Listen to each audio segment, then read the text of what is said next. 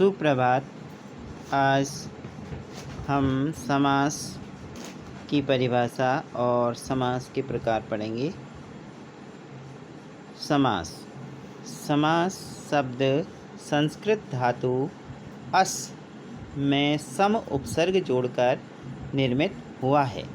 अस धातु का अर्थ है संक्षेप करना। इस तरह समास शब्द का अर्थ है संक्षेपीकरण, अर्थात दो या अधिक शब्दों का अपने विभक्ति चिन्हों या अन्य प्रत्ययों को छोड़कर आपस में मिल जाना ही समास कहलाता है। एक से अधिक शब्दों को मिलाकर जब एक शब्द बना दिया जाता है, तब उन शब्दों को मिलाने को विधि ही समास कहलाती है। जब दो शब्दों को मिलाया जाता है, उस विधि को हम क्या कहते हैं? समास कहते हैं।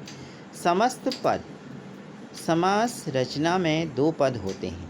पहला पद पूर्व पद कहलाता है और दूसरा पद उत्तर पद कहते हैं। इन दोनों के मेल से एक नया शब्द बनता है, जिसे समस्त पद कहते हैं। अर्थात दो शब्दों को जब मिला दिया जाता है, उस संक्षेपीकरण अपने ऊपर पड़ा संक्षेपीकरण कहा जाता है, तो उसे हम समस्त पद कहते हैं। समास विग्रह जब समस्त पद के सभी पदों को अलग अलग कर दिया जाता है। जहाँ पर जो शब्द मिलते हैं, उन शब्दों को हम अलग अलग कर देते हैं, तो उसे हम समास विग्रह कहते हैं।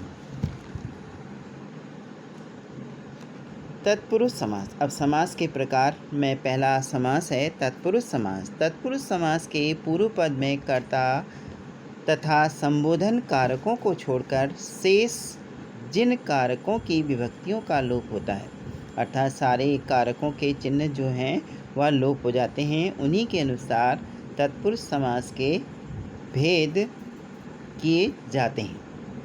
पहला है कर्म तत्पुरुष। कर्म कारक का चिन्ह को है, तो देखिए स्वर्ग प्राप्त, स्वर्ग को प्राप्त, यश प्राप्त, यश को प्राप्त। अब जब हम विग्रह करते हैं तो देखिए यहाँ पर को आ जाता है, और जब संक्षेपीकरण करते हैं तो यहाँ से जो विभक्ति चिन्ह है वो गायब हो जाता है। करण तत्पुरुष तुलसी कृत, तुलसी द्वारा कृत, यहाँ पर द्वारा से मन गणंत, मन से गणंत।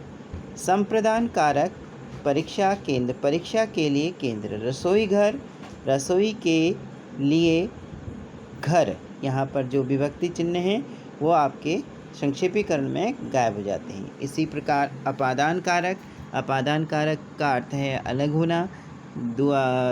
धनहीन, धन से हीन, देश निकाला, देश से निकाला हुआ, तो यहाँ पर कौन सा कारक हो गया? अपादान तत्पुरुष। है तो तत्पुरुष, लेकिन कारक चिन्हों के कारण उसे अपादान तत्पुरुष कहते हैं। संबंध तत्पुरुष जैसे ब्राह्मण पुत्र, ब्राह्मण का पुत्र।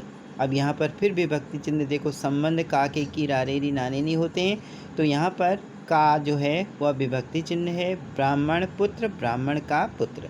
सेनापति, सेना का पति। अधिकरण तत्पुरुष, अधिकरण गृह प्रवेश, गृह में प्रवेश। वनवास, वन में वास, वन में रहने वाला, तो ये विभक्ति चिन्ह यहाँ पर लोप होकर क्या बना दे रहे हैं? समस्त पद, गृह प्रवेश और वनवास। कर्मधारय समास, जिस समास में पूर्व पद तथा उत्तर पद में विशेषण, विशेष या उपमान उपमेय संबंध हो, वहाँ कर्मधारय समास होता है। जैसे नर सिंह, नर रूपी सिंह। नीलांबर, नीला है जो अंबर। मुख्य कर्मधारय का जो पहचान है वह है जो या रूपी, ऐसे शब्दों का प्रयोग होता है।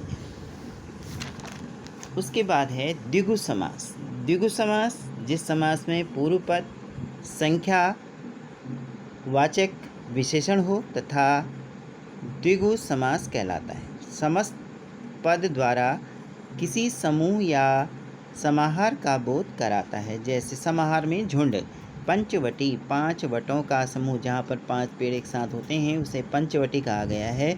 चौराहा, 4 राहों का समूह। तो द्विगु समास आपको पता हो गया कि संख्यावाची है, जहाँ पर संख्या का प्रयोग होता है।